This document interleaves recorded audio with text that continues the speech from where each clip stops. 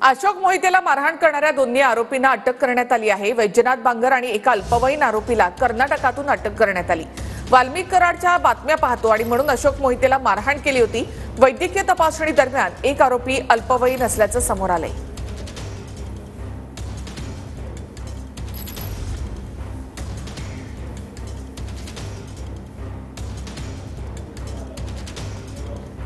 अशोक मोहितेंच्या प्रकृतीमध्ये आता सध्या सुधारणा होत आहे।